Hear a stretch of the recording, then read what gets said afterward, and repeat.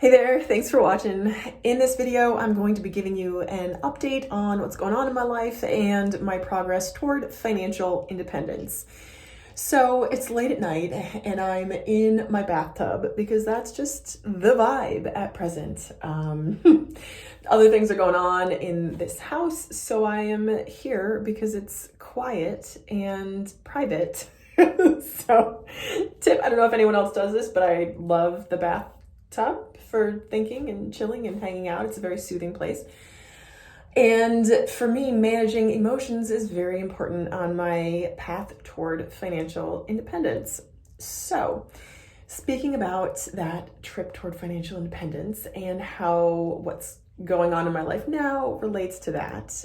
And that's kind of what I'm going to be musing through talking about right now, because that's sort of the thrust of this channel and what's going on right now, because that's my ultimate goal, is to be financially independent and able to rely on my own savings and the interest derived from my own investments to live and not be tied to a paycheck job. So that's the dream.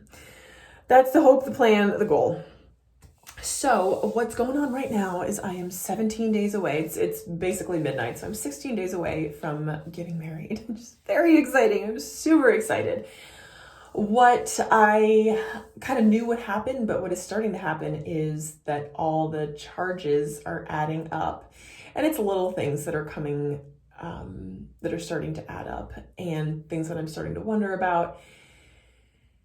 And eventually I'm like, you know what, it'll be what it is. And that's just all it'll be in the middle of a pandemic. I say whoever knows where we are in this timeline of the pandemic, but it just is what it is. So basically I'm looking at it as my husband-to-be and I are eloping essentially, and anything else that happens beyond that is great. So what doesn't come along with that is the price tag for everything, because it's going to be at an oceanfront hotel. It's a fully sort of catered event with a reception and a DJ and a videographer and a photographer,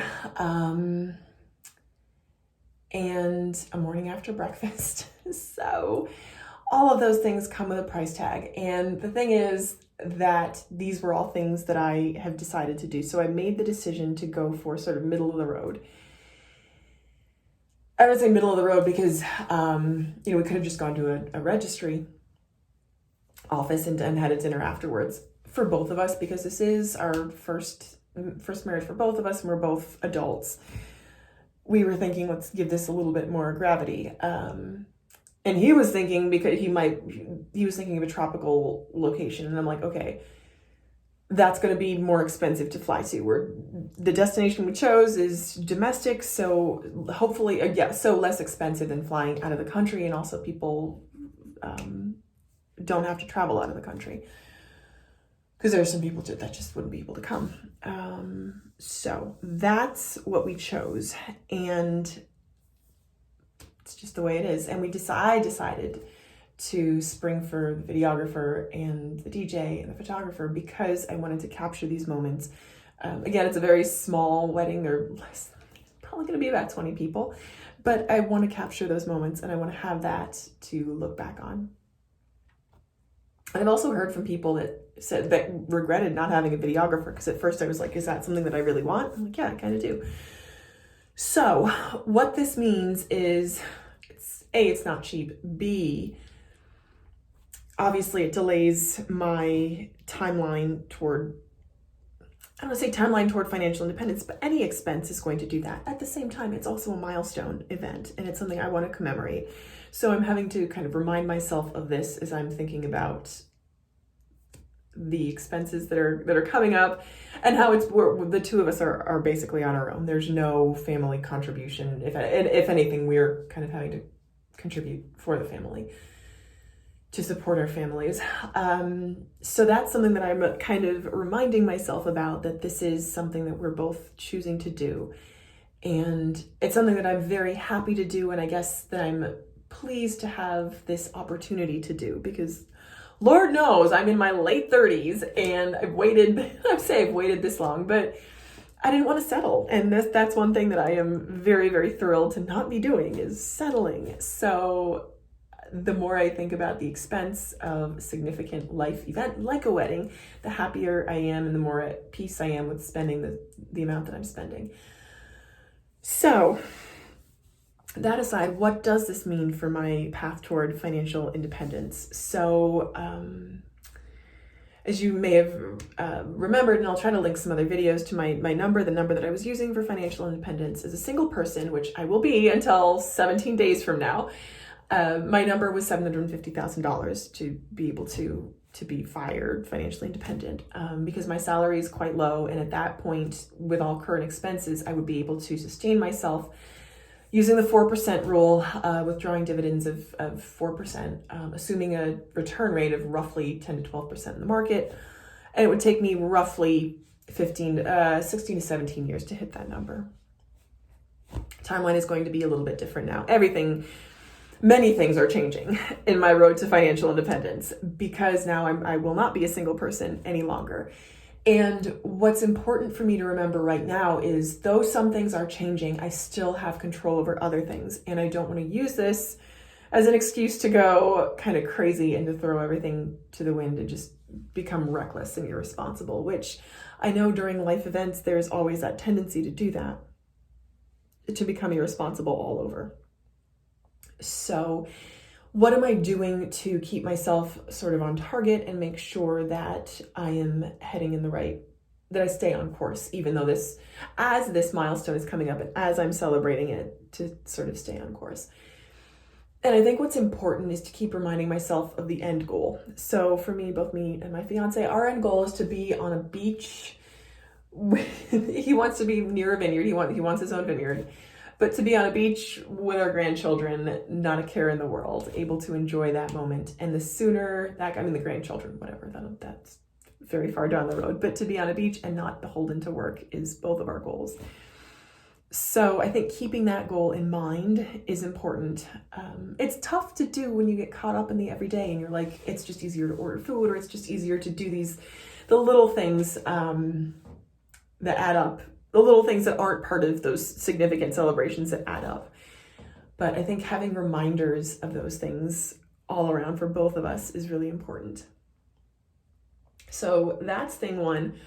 Thing two is to be very aware of the numbers. And that part, it kind of comes easy to me because I'm used to tracking all my expenses on a spreadsheet. I'm used to being very organized and disciplined with tracking.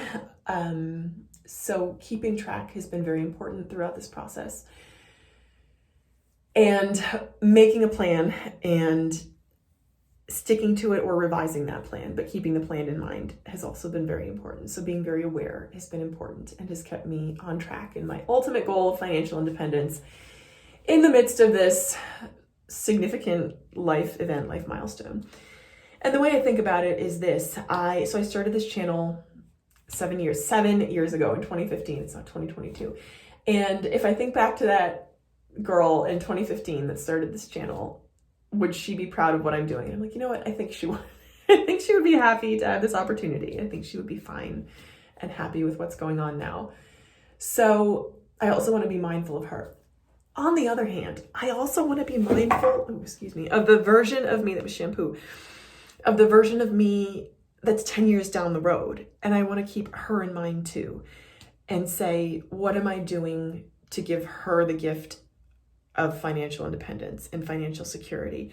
What am I doing for her? Not just the me that came before, but the me that is coming. And how am I doing that? And what I've decided too is I don't necessarily have the energy of like a guru or an expert, because I'm clearly not. I am an expert in my own story only. And that's something that I'm very transparent about. But what I do have is this moving forward energy. So I am just moving forward. For example, I didn't feel prepared. I didn't feel equipped to film a video today. I'm like, you know what? Forget it. This is what I do because I do it. I film videos. This is my schedule. I'm going to do it. So that's just what I did. So keep moving forward, even if it's just incremental little baby steps. You never know what's around the corner. So that's thing 3 and how I manage these life events while keeping financial independence in mind, is saying, remember that you think of that you that's 10, 15, 20 years down the road, and what would she wish that you had done? So think about that. Thing one is to manage my expenses. Thing two is to, I guess, moderate my own expectations. And then thing three is to think about that me that's 10, 15 years in the future, and think about what I can do to make her path easier. So that's what I got for you today. I hope that you, thanks for watching. I'll give you sort of a look at that's my setup. Hopefully the sound is okay in here because it's like echoey. Hopefully that's, I don't know, maybe it's clearer. Anyway, that's what I knocked over just now.